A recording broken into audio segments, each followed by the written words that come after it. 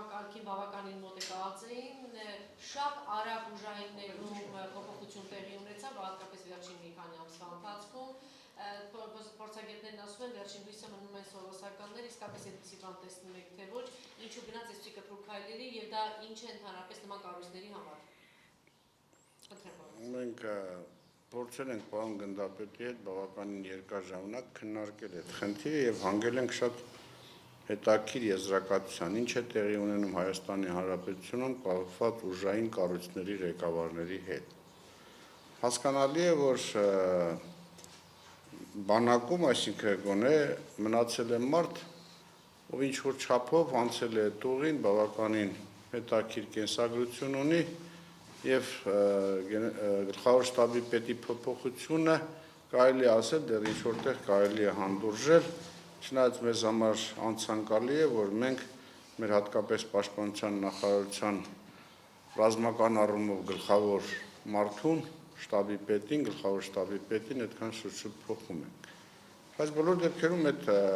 փոփոխությունը ինչ որտեղ հասկանալի է, չնայած մեկնաբանությունները, որ տվեց Հայաստանի Հանրապետության վարչապետ Նիկոլ Փաշինյանը, ամենևին համոզիչ չեն։ Ինչ մնում է ոստիկանապետին, պարզ է, որ մենք գործ ունենք մեկի հետ, ով ըստ էության Նիկոլ Փաշինյանի մոտիկ ընկերն է, որը ժամանակին անցել է քրեական գործով, կան այդ փաստաբանները, որոնք այդ գործը ուսումնասիրել են, համակարգից հեռացնելու, քրեական պատասխանատվության ենթարկելու հարց է բարձրացել, ինչու դա տեղի չունեցել չեմ կարող ասել, որտեղ դեռևս մանրամասն այդ հարցը չենք ուսումնասիրել, բայց պարզ է դառնում մի բան, որ Նիկոլ Փաշինյանը այլևս որևէ մեկի հետ հույս չի կարողանում կապել բացառությամբ մարդկանց, ում հետ ժամանակին ինչ որ հարաբերություններ ունեցել է։ Ինչ մնում է ազգային անվտանգության ծառայությանը, այո, այս պարագայում թերևս միակ դեպքն է, որ կարելի է ասել, որ աշխարհում միակ ու եզակի դեպքն է։ Աշխարհում չկա որևէ այլ երկիր, որտեղ ազգային անվտանգության կամ հատուկ ծառայությունների ղեկավար նշանակվի մարդ, որը որևէ փորձաքննության չի ենթարկվել։ Այսինքն ուժային կառույցներում կամ հատուկ ծառայություններում մարդկանց ընդունելու համար ամբողջ աշխարհում ամենահետամնաց երկրներում տվյալ մարդիկ ենթարկվում են մինիմում 6 ամիս, մաքսիմում 3 տարի ուրեմն ստուգվում է նրանց ամբողջ անցած ճանապարհը, նրանց ամբողջ շրջապատը, նրանց կապերը, նրանց միջև այդ ունեցած հարաբերությունները տարբեր շրջանակների հետ եւ երբ որ պարզվում է, որ մարդը բացարձակ առումով մաքուր է, նոր այդ մարդուն ընդունում են համակարգ աշխատելու։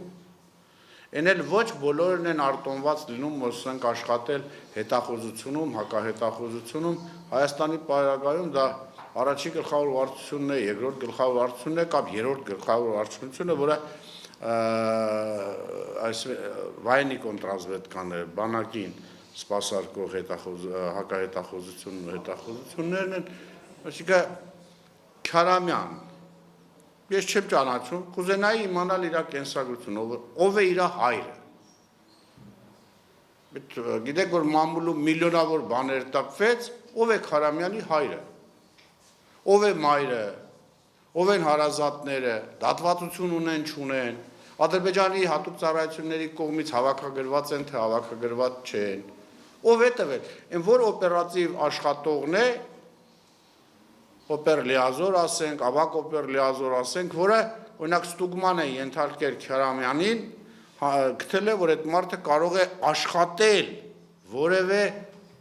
գլխավոր վարչության, որևէ բաժանմունքում, որևէ բաժնում, որևէ վարչությունում։ Կուզենայի լսել այդ օպեր լիազորի օրինակ աշխատանքը եղել է, թե չէ։ Այլապես ես կարող եմ հիմա հայտարարել, որ Քարամյանը Ադրբեջանի հատուկ ծառայությունների հավաքագրված գործակալ է։ Ով կարող է ինձ ասել, որ տենց չի, որտեղ մենք հատուկ ստուգում ենք անցկացրել եւ պարզվել է, որ դա տեղի չունի։ Ես ունեցել եմ իմ պրակտիկայում բազմաթիվ գործակալներ, բազմաթիվ։ Ոչի շատերը հետագայում, ասենք, աշխատել են բարձր պաշտոններով, բայց ես իմացել եմ, որ գոնե այդ մարդիկ այն ժամանակ խորհրդային միության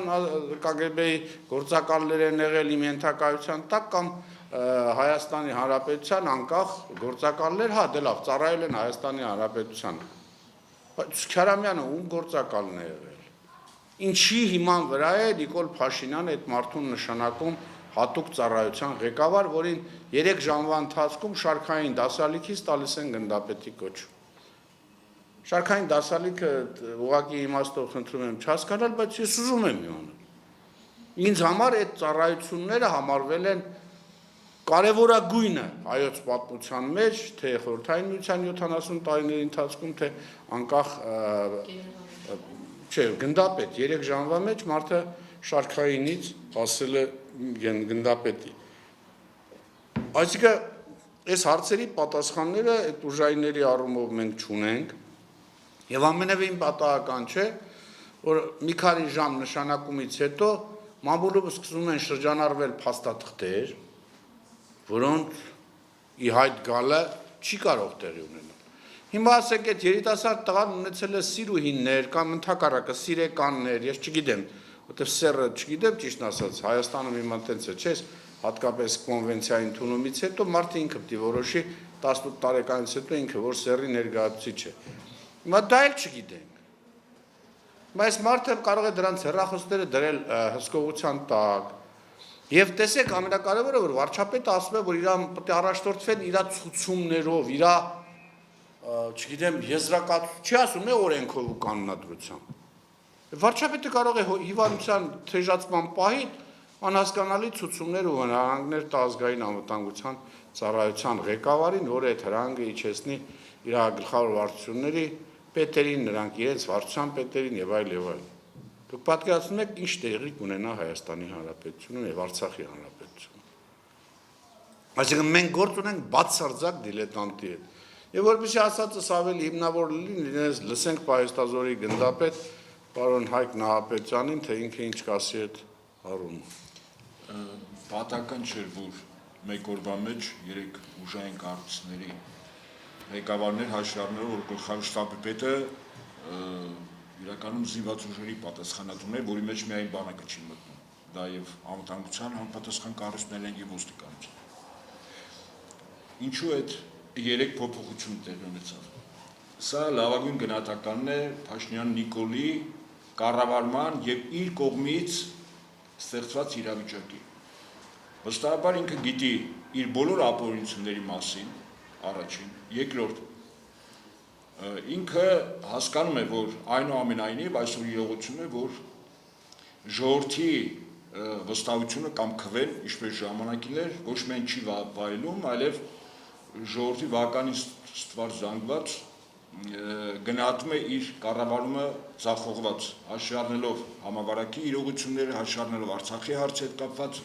դիվանագիտական պարտությունները, կառավարման ինստիտուտների թուլացումը եւ այլն։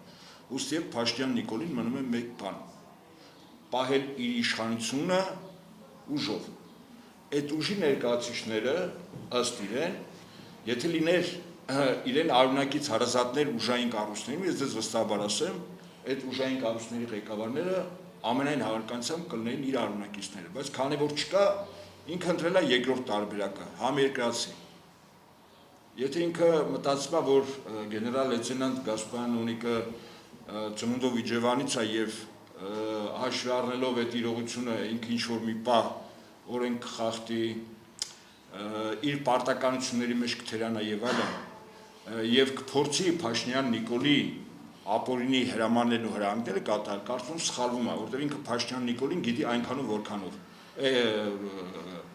Օնիկ Գասպարյանի։ Ես Գասպարյան գեներալ լեյտենանտ, ես Գասպարյան Օնիկի հետ ծառայել եմ միասին սահմանում եւ այդ անձնավորությունը գիտեմ իր քաջությունը, գիտեմ իր նվիրվածությունը հայրենիքին, այնպես որ այս առումով Փաշինյան Նիկոլը բաց թողում է արել։ Երկրորդ ոստիկանապետը մեծ հաշվով ժողովրդի կողմից ընդվզումը առաջին հերթին նա փորձելու է ճնշել ոստիկանությամբ, այնպես ինչպես արեց Իջևանում ներկայացնելով նաև ներքին զորքերի զինծառայողներ։ Հիմա ինքը մտածում է, որ քանի որ Իջևանից է, մարդին մեծ հաշվով ինքը հաճեցրեց, որովհետև չանցնելով համապատասխան աշճանակարգ, այդ անձը Դիլիջանի ոստիկանապետից միանգամից հայտնվեց ներքին զորքերի հրամանատարի պաշտոնին, որից հետո փաստորեն հիմա ոստիկանապետն է։ Եվ երրորդը ԱԱՑ-ի պետը։ ԱԱՑ-ի պետը իրականում իր կենսագրությունով ամենայն հավանականությամբ գնահատում եմ ես, որ դա արևմտյան պրոյեկտի անձ է, հաշվի առնելով, որ այդ պրոյեկտի ներկայացուցիչները պետք է կարևորագույն պաշտոններ լինեն եւ քանի որ Սորոսը Հայաստանում իշխանության մեջ ունի բավականին մեծ բաժնեմաս, ապա այդ ուժի ներկայացուցիչը նշանակվեց ԱԱՑ-ի տնօրեն, հաշվի առնելով, որ այդ անձը վստահաբար իրազեկ չլնելով ոչ այդ կառույցի աշխատանքներին, ոչ ներքին կանոնակարգին, ոչ միջանձնային հարաբերություններին, ուղղակի վստահաբար ցանկացած ապօրինի հրաման, հրահանգ, հանձնարարություն կկատարի տրված Փաշինյան Նիկոլի կողմից։ Այսինքն այս փոփոխությունները առաջին հերթին վկայում են Փաշինյան Նիկոլի ներքին վախերի մասին, որը ցանկանում է իր իշխանությունը պահել իր գնահատմամբ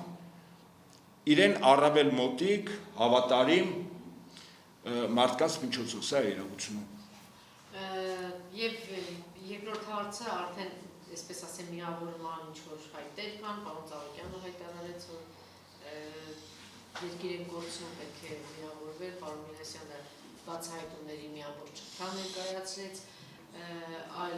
ձևավորվող կենտրոններ են առաջ գալիս, պարոն Բագրատյանը, Վազգեն Մանուկյանը, կարծես թե ինչ-որ բան է ձևավորվելու, ինչպես եք տեսնում այս զարգացումները, պետք է տարբեր կետեր լինեն, հետո վերջում միավորվել, թե չգիտեմ, ինչպես եք որոշել, ոնց է պատկերացնում։ Ես կարծում եի, որ փորձառու քաղաքական կառույցները, որոնք ունեն նաև հնարավորություն, դա հայ-աղափական դաշնակցությունն է, հանրապետական կուսակցությունն է, Բարգավաճ Հայաստանն է, Լուսավոր Հայաստանն է, մյուս կուսակցությունները շատ արագ առանց որևէ նախապայմանի պետք է հավաքվեին եւ միասին սկսեին քննարկել երկիրը ճգնաժամից դուրս բերելու այդ խնդիրը։ Բայց քանի որ հապաղում էին, մեր մոտ ծնվեց գաղափար, խոսքս Գուրգեն Եղազարյանի, պարոն Նահապետյանի եւ իմ մոտ է, որ մենք առաջարկենք 3 վարչապետների, առաջին վարչապետի Հայաստանի Հանրապետության Վազգեն Մանուկյանին, ուրեմն վերջին վարչապետ, մինչև հեղափոխությունը բռնի Կարեն Կարապետյանին եւ բավականին ծանր իրավիճակում Հայաստանը ճգնաժամից դուրս բերած վարչապետ Հրանտ Բագրատյանին, երեքին միասին ստանձնել երկրի պատասխանատվությունը եւ փորձել իրենց շուրջ համախմբել նաեւ մյուս կուսակցություններին, հասարակական կազմակերպություններին եւ Հայաստանը դուրս բերել այս ծանր իրավիճակի։ Հիմա տեսեք, արտակարգ իրավիճակ է, կան նաև փորձագետներ, որ ասում են պիտի չհապաղեն եւ մարդկանց միանգամից փողոց կանչեն, բայց այս հակասությունը կա, որովհետեւ ամեն օրվա դանդաղելը նոր վտանգ է երկրի համար։ Մենք այդ առաջարկը իմիջիալոց արել ենք, քանի որ վարչապետը ինքը ինչ-որ գրաֆիկներ ցույց տալով ասեց, որ Հայաստանում ավելի քան 100,000, իսկ որոշ թվերով նաև 150,000 վարակակիր կա։ Դե ես հավատում եմ, որ իրանց ընտանիքը օրինակ 5 օրվա մեջ բուժվեց, միասին հիվանդացած։ Չէ։ Ուղղակի, եթե պարզվեր ինքը մի 2 օր էլ ուշ լավանար, Մոսկվա գնալու հնարավորությունը կկորցներ։ Որտեղ Մոսկվայից հստակ հրահանգ էր եկել, որ եթե իր հիվանդությունը օրինակ մինչև ամսի 10-ը շարունակվի, ինքը ամսի 24-ին Մոսկվա գնալ չի կարող, դրա համար շատ արագ իրանց ընտանիքը ամբողջ կազմով լավացավ։ Որտեղ շատ լավ գիտեին, որ Մոսկվայի իշխանությունները, Պուտինը հատկապես հրահանգել է, որ եթե որևէ երկրի ղեկավար մինչև ամսի 10-ը հունիսի հանկարծ հիվանդելի 14 օր ընդ երշաբաթյա ժամկետ իրան չի թույլատրվելու Մոսկվա մեկնելու։ Կարող է օդանավականում ստուդենտ տեսնել չի լավ։ Հիմա չի բացառվում, որ ինքը որոշ օրինակ Սամվել Բաբայանին ու Մասիս Սմայլյանին հետ տանել, ինքնատիպը ճամփիկեսից հետ ուղարկեն, որտեղ այդ ծրագիրն էլ ունի կարծեք, թե նենց որ դրա համար իրանք շատ արագ լավացան։ Սա ցույց է տալի, որ իրենք հիվանդել չեն եղել։ Ասում են, որ ինքը ուրիշ պատճառներով որոշակի դեղեր ընդունելու հետ կապված որոշակի ժամանակ դի մեկուսացվել է, դեղերը կիսատ ընդունել է, հիմա շարունակում է ընդունել, բայց դրանք կորոնավիրուսի հետ կապ չունեն։ Եվ եթե հանկարծ ինքը ձգեր մինչև ամսի 10-ը, ուղղակի ինքը Մոսկվա, իսկ Իրան հիմա Պուտինին տեսնելը, պատկերացնում եք, դա իր երազանքն է եղել միշտ մանկության, պատանեկության, հիմա ծերության, կորոնավիրուսից, դրա համար շատ արագ կորոնավիրուսը թողեց իրանց ընտանիքին, որ ինքը կարողանա մեկնել Մոսկվա։ Եվ Մոսկվա մեկնելուց առաջ էլ գիտեք, այս կորոնավիրուսից հետո կորոնավիրուսը ազդում է հատկապես ուղեղի վրա, ուղեղի աշխատանքի վրա, առանց էլ եթե մարդու ուղեղի հիվանդ է միատել այդ կորոնավիրուսն է ազդում, պատկերացրեք մի անգամից գալի ուժայիներին փոխում են։ Սա զավեշտ կարող է ընդունել մեր հասարակությունը, մտածել, որ դե լավ է, բանախոսները մեծ մարդիկ են խորհրդային դպրոց անցած, երիք չի 30 տարի անկախ Հայաստանում բավականին լուրջ դերակատարություն ունեցած, այսիշ մանկական բաներ են ասում, բայց հավատացեք, որ Փաշինյանի հետ կապված որևէ լուրջ բան ասել անիմաստ է։ Այդ մարդը լուրջ չի, որ մենք իր հետ կապված լուրջ եզրակացություններ, վերլուծություններ ու ենթադրություններ անենք։ Նենց որ իր արագ լավանալու պատճառը կորոնավիրուսից Մոսկվա մեկնելու մեծագույն ցանկությունն էր։ Իսկ հիվանդանալն էլ պարզ է, թե ինչի հիվանդացան։ Այստեղ ասում եմ, իսկ եթե ինքը երկարացնի արտակարգ իրավիճակը, այդ դեպքում ինչպես են դուրս։ Չէ, հիմա դրա համար ես ասում եմ, երավարչապետների ԱՄՆ-ում ոնց որ թե ոչ մեկ չնայեց դրան, ակցիաները շատ-շատերում չեն, Հայաստանում էլ հաստատ շուտով չեն նայի դրան։ Դրա համար մենք մեր բանը լավագույն ընկերներից մեկը Գուրգենը իր վրա վերցրեց այսպես կոչված, խորհրդակցություններ անցկացնելը։ Ես էլ եմ զրուցել եւ Վազգեն Մանուկյանի հետ եւ Հրանտ Բագրատյանի հետ,